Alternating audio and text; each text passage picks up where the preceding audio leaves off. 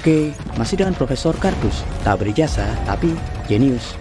Ya, dalam konten sebelumnya Profesor Kardus telah sering mengulas fakta dan cara kerja tentang penciptaan plasma fusi matahari buatan dalam berbagai jenis reaktor fusi dan berbagai permasalahan utama yang hingga kini masih menghantui dan menjadi problematika utama proyek eksperimental super mahal ini, yang faktanya hingga saat ini tak ada satupun lembaga riset fusi nuklir di berbagai negara di dunia yang berhasil menghasilkan plasma fusi stabil untuk kedepannya dapat dimanfaatkan sebagai sumber energi termal super melimpah dan berdaya sangat tinggi untuk diaplikasikan dalam produksi sumber energi listrik masa depan.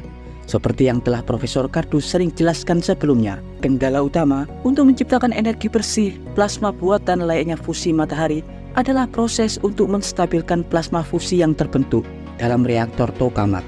Karena meski berbagai lembaga riset besar di negara-negara raksasa telah berhasil menciptakan plasma fusi ratusan juta derajat Celcius dalam reaktor kurungan magnetik seperti halnya tokamak reaktor, kenyataannya plasma fusi yang berhasil terbentuk sangatlah tidak stabil dan akan langsung sirna dalam hitungan menit. Karena itu sangat mustahil untuk dikonversi menjadi sumber energi listrik bersih, potensial, dan tak terbatas di masa depan.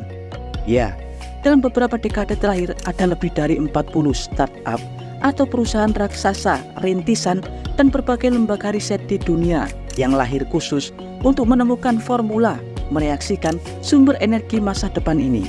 Bahkan di Amerika Serikat sendiri tercatat mereka memiliki 22 startup perusahaan di bidang teknologi fusi ini.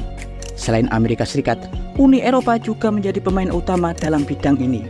Salah satu raja teknologi Eropa yakni Jerman tercatat memiliki 6 startup di bidang ini, dan yang terbaru adalah Proxima Fusion yang telah bekerja sama dengan Max Planck Institute yang baru-baru ini mendapatkan suntikan dana sebesar 60 juta euro untuk fokus pada eksperimen di Wendelstein 7X, Greifswald, Jerman.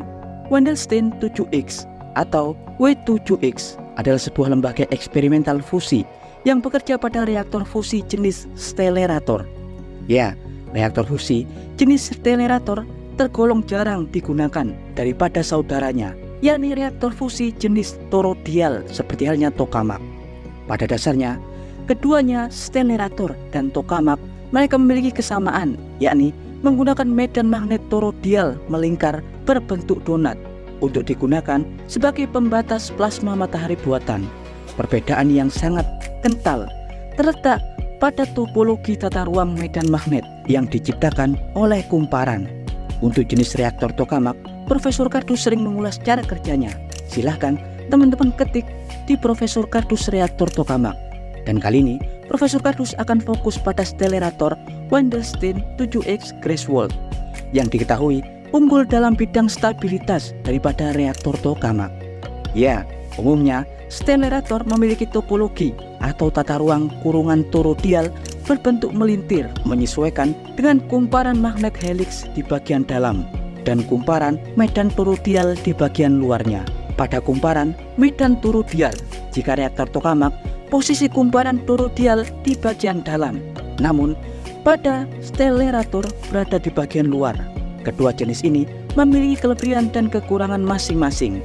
Namun baru-baru ini perusahaan rintisan Jerman yakni Proxima Fusion yang bekerja sama dengan Institut Max Planck mulai mengembangkan konsep terbaru yang disebut sebagai sistem stellarator quasi isodinamik setelah mereka mendapatkan kucuran dana segar sebesar 60 juta euro.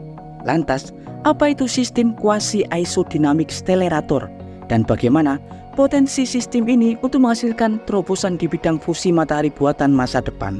Ya, konsep stellarator jarang digunakan dalam berbagai eksperimen lembaga riset karena konsep ini tergolong masih bersifat lokal dan teknologinya masih dimonopoli oleh beberapa negara saja. Salah satu yang terbaik dalam pengembangan konsep ini adalah Jerman dengan stellarator terbesar yang pernah dibuat adalah Wendelstein 7X dengan diameter 5,5 meter dan bobot lebih dari 750 ton dengan struktur dua lapisan magnet super kuat yang didinginkan secara kriogenik untuk penciptaan superkonduktor.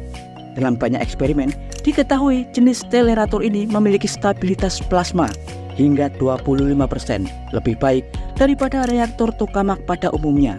Tapi, meski memiliki kapasitas energi plasma yang terbentuk lebih sedikit, ya, mayoritas mekanismenya sama, di mana untuk mereaksikan fusi, para tim ilmuwan wajib menyuntikkan dua bahan utama, yakni isotop hidrogen, deuterium, dan tritium, untuk menciptakan reaksi dan plasma fusi stabil. Sedang untuk konsep quasi-isodynamic stellarator adalah metode atau konsep untuk membuat aliran partikel hingga mengalami arus bootstrap. Ya, arus bootstrap umum terbentuk dalam pereaksian fusi dalam reaktor. Pada konsep stellarator, arus bootstrap sangatlah penting untuk menciptakan fase pengurungan plasma yang stabil. Dalam eksperimen umum, proses pembentukan arus bootstrap kerap menghilang karena tingkat kepadatan plasma tidaklah konstan. Namun, dalam konsep quasi-isodynamic, para ilmuwan berusaha menciptakan kehadiran arus bootstrap secara kontinu dengan cara merevolusi medan pada ruang stellarator yang ada. Ya, meski hingga saat ini konsep quasi-isodynamic masih dalam tahap desain dan belum dilaksanakan atau diaplikasikan secara maksimal, tapi diharapkan konsep ini dapat menghasilkan keadaan plasma yang jauh lebih stabil di masa depan. Ya, dan berikut informasi singkat tentang stellarator quasi-isodynamic. Jangan lupa like, subscribe, dan tekan tombol lonceng di channel Profesor Kardus. Tak berijasa, tapi jenius. Profesor Kardus dari Greifswald, Jerman mengabarkan.